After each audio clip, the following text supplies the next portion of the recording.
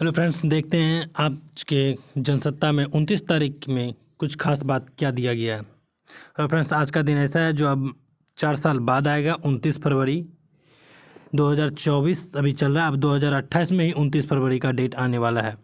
चलिए शुरुआत करते हैं आज के मुख्य खबरों से। सबसे पहले तो देखिए, पर्यवेक्षक से वार्ता के बाद मान गए विक्रमादित्य इस्तीफा वापस लिया। ये हिमाचल प्रदेश का न्यूज़ है। इसमें क्या गया कि शिमला में बैठक के दौरान मुख्यमंत्री सुखविंदर सिंह सुक्खू, वो कांग्रेस पर्यवेक्षक भूपेश बघेल, डीके शिव कुमार, भूपेंद्र सिंह हुड्डा और आईएएस प्रदेश की राजीव शुक्ला। इसमें क्या हुआ कि वहाँ के जो मुख्यमंत्री है वो इस्तीफा देने के बारे में बात कर रहे थे।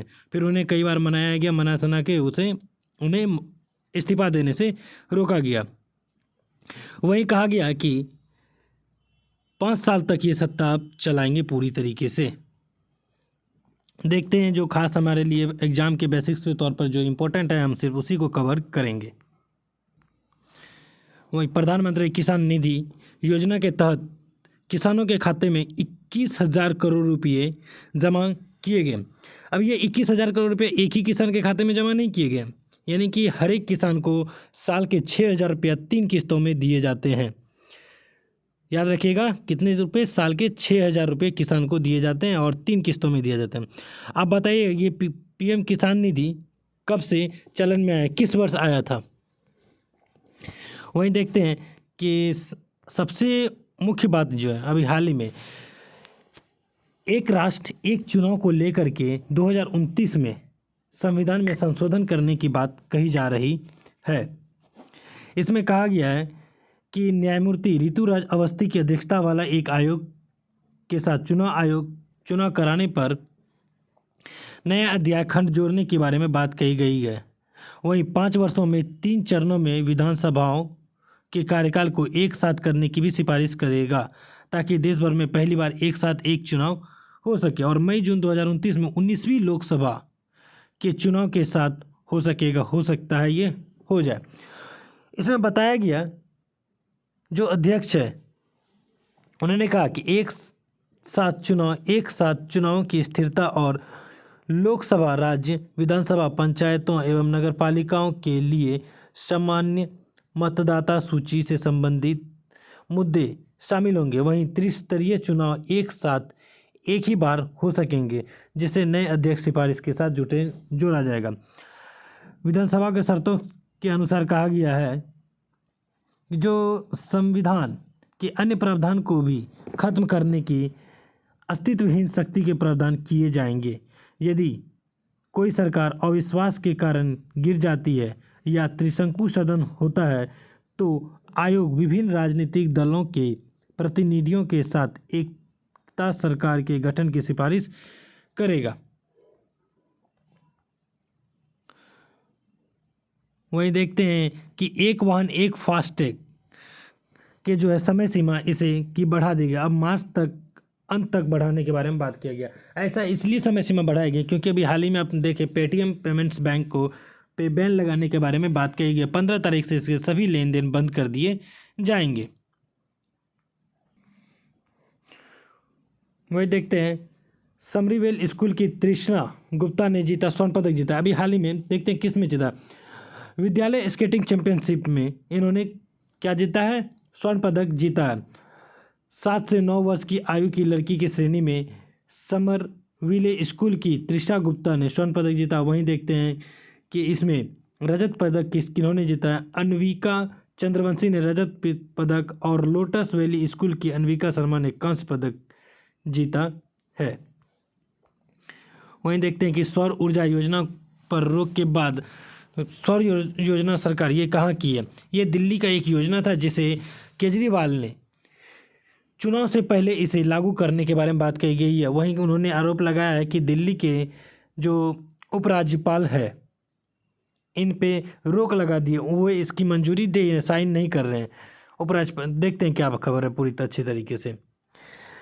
दिल्ली सरकार के सौर ऊर्जा योजना को लेकर बुधवार को एक और अन्य विवाद छिड़ गया। इसमें सोलर योजना पर रोक लगा दी गई है। राज्यपाल इस पर क्या किया? रोक लगा दिया गया। विधायक राजेश गुप्ता उपराज्यपाल के खिलाफ निंदा प्रस्ताव लाए और जिससे ये निंदा प्रस्ताव ध्वनि मत से पारित कर दिया गया है।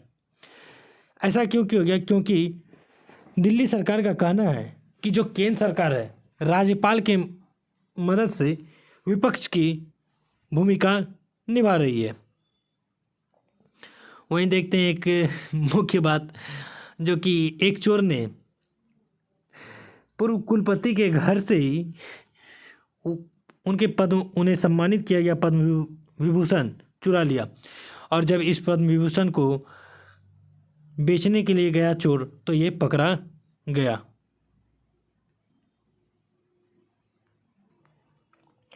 वहीं कुछ खास बात देखते हैं कि अश्विन ने अभी अपने टेस्ट करियर में 500 टेस्ट विकेट लेने वाले खिलाड़ी बन गए।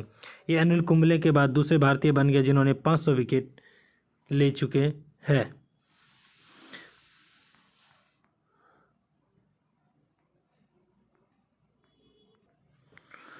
वहीं तमिलनाडु से देखते हैं कि अभी केंद्र सरकार ने तमिलनाडु में इसरो के लगभग 17,300 करोड़ रुपए की नई विकास परियोजना का उद्घाटन किया है, और इसी के तहत थुथुकुडी में के निकट कुलसेकरापट्टिनम में इसरो के नए अंतरिक्ष परिसर का भी शिलान्यास किया गया, जिसकी लागत लगभग 986 करोड़ रुपये, और इसके बनकर तैयार होने पर यहाँ से प्रत्येक वर्ष 24 प्रक्षेपण किए सकेंगे।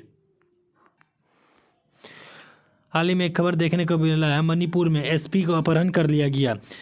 ये मैतेई जनजाति के निकल मैतेई जनजाति का विरोध है कि ये अपनी स्वतंत्रता चाहते हैं। मैतेई जनजाति का कहना है कि मणिपुर से को भारत से अलग करके एक स्वतंत्र राष्ट्र बना दिया जाए। ये एक क्या है, समुदाय है जो कट्टरपंथ समूह अरमाबाई तेंगगोल और साथ ही मीरा पैबिस के खिलाफ कार्रवाई का आह्वान किया है। वहीं पे कहना है कि एक आधिकारिक कहना है कि इम्फाल पश्चिम जिले के कमांडेंट कर्मियों ने अपने अपने परिसर में हथियार नीचे रखकर विरोध जताया। एसपी के गिरफ्तारी के बाद कई हथियारबंदी और कमांडो ने अपने विरोध जताया है यहाँ पे। वहीं देखते हैं भारत अमेरिका के बीच सुरक्षा सहयोग खुफिया जानकारी की साझा पर चर्चा किया गया। अभी राष्ट्रीय राजधानी बुधवार को आयोजित भारत और अमेरिका अंतरिक्ष सुरक्षा संवाद में आंतरिक सुरक्षा क्षेत्र में सहयोग खुफिया जानकारी साझा करने के बारे में बात किया गया। इसमें कहा गया कि अमेरिका में खालिस्तानी समर्थक तत्वों की गतिविधियों पर चर्चा के बारे में काफ़ी विस्तृत रूप से चर्चा की गई है। भारत की ओर से जो इसके मंत्री है गृह सचिव अजय भल्ला ने किया, और वहीं अमेरिका की ओर से जो नेतृत्व है वहाँ के गृह सुरक्षा विभाग ने किया। इसमें कहा जा रहा है कि ऑनलाइन मंचों से फैलाए जा रहे चरमपंथ, साइबर हमले और डिजिटल धोखाधड़ी से संबंधित मामलों पर खुफिया जानकारी साझा करने पर चर्चा हुई है अमेरिका और भारत के बीच में। उनके अनुसार माना जाता है कि भारतीय प्रतिनिधिमंडल ने अमेरिका की धरती पर खालिस्तानी समर्थक तत्वों की गतिविधियां और भारत में अलगाववादी तत्वों को उनके सक्रिय समर्थन तथा वित्तीय मदद का मुद्दा भी उठाया है। वहीं देखते हैं कि शहबाज का नाम प्रधानमंत्री पाकिस्तान पद के लिए आगे बढ़ाया गया। कहाँ पे? पाकिस्तान के बारे में ये बात कहा गया है। वहीं अल्बानिया के सम्मेलन में जेलेंस्की ने यूरोप से युद्ध में सहयोग माना। अभी रूस और यूक्रेन के बीच में जो युद्ध चल रहा है उसी में जेलेंस्की जो यूक्रेन के राष्ट्रपति हैं उन्होंने उनसे क्या माना है, सहयोग मांगने की बात कही गई यूरोप से। वही भारत सरकार की तरफ से कहा गया है कि 6 सबसे बड़ी नदी बेसिन की सफाई किया जाएगा।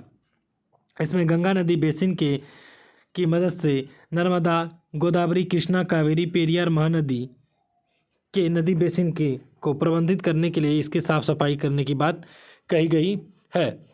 वही महानदी बेसिन प्रबंधन योजना का काम आईआईटी रायपुर और आईआईटी राउरकेला करेगा। वही नर्मदा नदी बेसिन को जो सफाई करने में काम करेगा आईआईटी इंदौर और आईआईटी गांधीनगर। वहीं गोदावरी के बेसिन के बारे में योजना काम आईआईटी हैदराबाद और आईआईटी नागपुर द्वारा की जाएगी। वहीं कावेरी नदी बेसिन के बारे में देखें तो आईआईएससी बेंगलुरु और एनआईटी वहीं त्रिची द्वारा पेरियर नदी बेसिन के प्रबंधन का काम किया जाएगा। नहीं, पेरियर नदी बेसिन के प्रबंधन योजना का काम आईआईटी पलक्कड़ एवं आईआईटी कालीकट द्वारा किया जाने के बारे में बात कही गई है। ये संबंध घोषणा जो 2019 में ही पहली बार लाया गया था, जब राष्ट्रपति उस समय के कौन थे, रामनाथ कोविंद द्वारा की गई थी। वहीं खेल जगत में कुछ खास न्यूज़ देखते हैं कि यशस्वी जायसवाल ने अभी हाल ही में टेस्ट क्रिकेट में अपने 12वें स्थान पायदान हासिल कर ली है। वहीं देखते हैं कुछ खास एक और न्यूज़, किशन और श्रेयस, बिहार के जो ईशान किशन है और श्रेयस अय्यर बीसीसीआई के केंद्रीय अनुबंध से बाहर रखा गया है। भारतीय कप्तान रोहित शर्मा और विराट कोहली, जसप्रीत बुमराह और रविंद्र जडेजा को बीसीसीआई अनुबंध के शीर्ष A+ श्रेणी में रखा गया है। सतीश और आकर्षी अभी जो चल रहा है जर्मन ओपन बैडमिंटन टूर्नामेंट, इसके दूसरे दौर में पहुंच गए हैं। धन्यवाद फ्रेंड्स, आप सभी का हमारे साथ बने रहने के लिए।